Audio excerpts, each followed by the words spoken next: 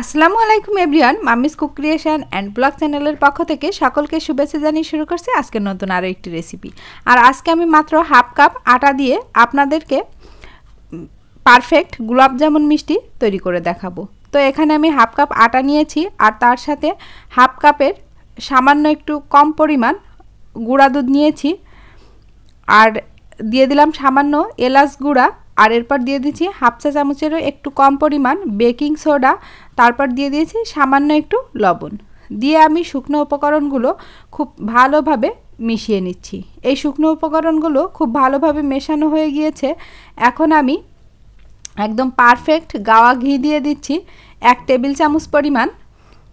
দিয়ে আমি কিন্তু হাতের সাহায্যে খুব ভালোভাবে মিশ্রণটাকে মিশিয়ে নিব।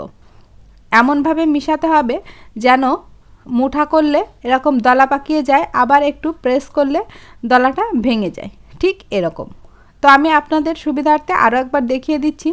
দেখুন আমার মিশ্রণটা কেমন হয়েছে। তো এই মিশ্রণটা পারফেক্টভাবে তৈরি করার পর এখন আমি এখানে 4 টেবিল চামচ পরিমাণ লিকুইড দুধ নিয়েছি। আপনাদের কাছে দুধ না থাকলে এখানে পানি নিতে পারেন, তবে দুধ দিলে বেশি ভালো হয়। তো এই দুধটা আমি অল্প অল্প করে দিয়ে মিশ্রণটা রেডি করে নিচ্ছি। আর সম্পূর্ণ মিশ্রণটা রেডি করতে আমার কিন্তু 3 টেবিল চামচেরও সামান্য একটু বেশি পরিমাণে দুধ লেগেছে। তো এই তো দেখতে পাচ্ছেন মিশ্রণটা কতটা স্মুথ হয়েছে। আর আমি মিশ্রণটা কিন্তু রেস্টে রেখে দিয়েছিলাম প্রায় 15-20 মিনিটের জন্য। তো এই যে 15-20 মিনিট পর হাতের সাহায্যে খুব ভালোভাবে মুথে নিয়ে এখন আমি ছোট ছোট মিষ্টির শেপ দিয়ে নিচ্ছি। আর এই মিষ্টির শেপ দেওয়া হয়ে গেলে এই পর্যায়ে আমি কড়াইতে তেল গরম করে নিচ্ছি। আর তেলটা খুবই সামান্য গরম হলেই এর ভিতর মিষ্টিগুলো দিয়ে দিতে হবে, কারণ তেল যদি বেশি গরম হয়ে যায় সেই ক্ষেত্রে বাহির থেকে মিষ্টিগুলো মনে হবে ভাজি হয়ে গিয়েছে, কিন্তু ভেতরে ভাজি হবে না। আর মিষ্টিগুলো যদি পারফেক্টভাবে না ভাজা যায় তাহলে কিন্তু শিরাতেও খুব ভালো ডুববে না আর কি। তো এই তো আমি কিছুক্ষণ পর মিষ্টিগুলো উল্টিয়ে দিলাম, আর এভাবেই চুলার আঁচটা একেবারে লোতে রেখে একটু সময় নিয়ে মিষ্টিগুলোকে ভেজে নিয়েছি আমি। আর দেখুন মিষ্টিগুলোর কালার কত সুন্দর এসেছে। এখনই দেখে কিন্তু মনে হচ্ছে যে মিষ্টিটা পারফেক্ট হয়ে গিয়েছে।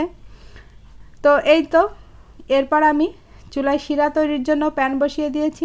আর এখানে আমি হাফ লিটার পানি নিয়েছি, আর তার সাথে দিয়ে দিচ্ছি হাফ কাপ পরিমাণ চিনি। ও চিনির সাথে আমার 2টা লং চলে গিয়েছে, তো সমস্যা না, আমি উঠিয়ে নিচ্ছি। আর দেখুন শিরাটা বলক এসে গিয়েছে আর মিষ্টিগুলো হাত দিয়ে এভাবে ধরতে পারছি। এই অবস্থাতে আমি এই গরম শিরার মধ্যে দিয়ে দিলাম। আর এই পর্যায়ে আমি চুলার আঁচটা কমিয়ে দিব। দিয়ে আমি এই মিষ্টিগুলোকে 20-25 মিনিট মতো জাল করে নিব। দেখুন ঠিক এরকম আমার মিষ্টিটা কিন্তু হয়ে গিয়েছে। এখন আমি মিষ্টিটা নামিয়ে আপনাদেরকে দেখাচ্ছি কতটা সফট হয়েছে।